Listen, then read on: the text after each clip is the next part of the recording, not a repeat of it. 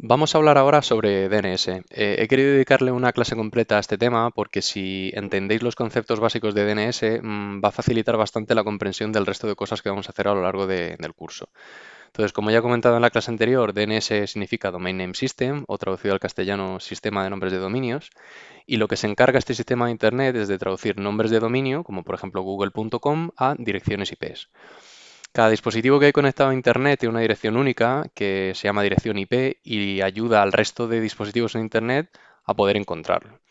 Entonces, cuando yo, por ejemplo, navego a google.com, en realidad por detrás mi navegador está resolviendo una dirección IP. Las direcciones IP tienen formato, por ejemplo, de 80.33.42.70 y como comprenderéis, sería imposible para los seres humanos memorizar todas las direcciones IP de todos los sitios de Internet, porque es algo complejo para el cerebro humano. En cambio, el cerebro humano es bueno recordando nombres.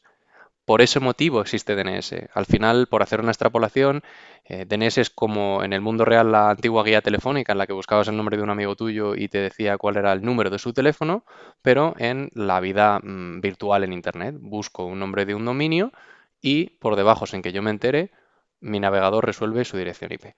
Tenéis que entender que DNS funciona de forma jerárquica. Como podéis ver en la foto de la derecha, hay varios niveles. Entonces está el nivel raíz, y luego hay otro nivel que es el top level domain, donde están los .com, .net, .org, y de ahí vamos yendo hacia abajo. Entonces, en ese ejemplo, la página web que estamos intentando alcanzar es host2.sgi.es.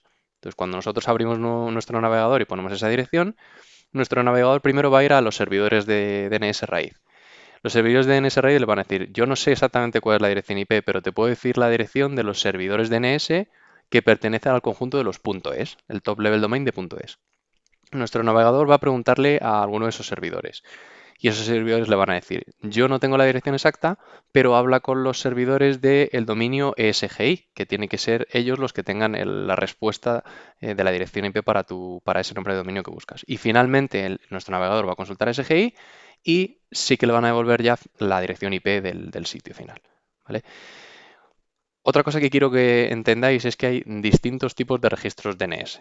Entonces, al final, para que el sistema DNS funcione, como veis ahí, estos son los principales, hay más, tiene que haber una serie de registros que guarden la información que necesitamos.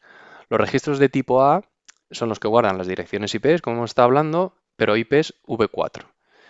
Hay dos tipos de direcciones IPs V4 y V6. Las antiguas son las V4. Por un resumen muy simplificado, las direcciones IP V4 se acabaron, había más dispositivos que direcciones IP y surgieron las direcciones IP V6. ¿Qué pasa entonces? Se creó un nuevo tipo de registro que son registros AAAA para resolver direcciones IPv6. En este caso vamos a trabajar con tipo A, que va a ser IPv4. Y luego otra entrada con la que vamos a trabajar, otro tipo de registro, es el registro NS. El registro NS nos indica cuáles son los servidores de nombres autorizados para resolver un dominio concreto. ¿Vale? Entonces, cuando hagamos las pruebas, por ejemplo, vamos a tener que hacer una modificación de estos servidores NS. Luego también hay un registro de tipo CNAME que simplemente son alias. Sería como decir, si yo resuelvo google.com, pues que en vez de resolver google.com automáticamente me redirija a google.video.com, un alias a otro nombre de dominio. Y por último, los registros MX que guardan información sobre los servidores de correo para un dominio. Entonces, el contenido que tienen esos registros es un par de el nivel de preferencia que tiene un servidor de correo y en qué dirección IP se encuentra. Hay una herramienta muy útil incluida en Windows que nos va a ayudar a jugar con este tipo de registros y hacer consultas de NS. Se llama NSLOOKUP. Entonces, para utilizar NSLOOKUP, lo único que tenéis que hacer es hacer clic en inicio, escribís cmd.exe, le dais al Enter. Esto se abre una consola de comandos de Windows y escribís NSLOOKUP. ¿Vale?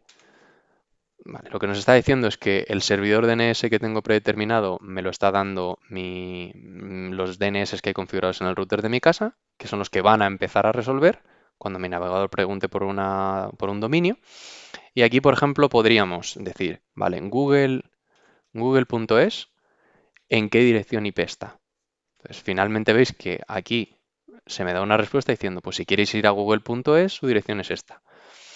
Ahora mismo, como no hemos especificado ningún tipo de registro concreto de estos de aquí, nos está devolviendo el registro de tipo A, la dirección IP. Pero yo aquí, por ejemplo, podría decir, si quiero saber cuáles son los servidores de nombre que hay asociados a Google, podría decir, vale, voy a establecer el tipo de mi consulta a NS.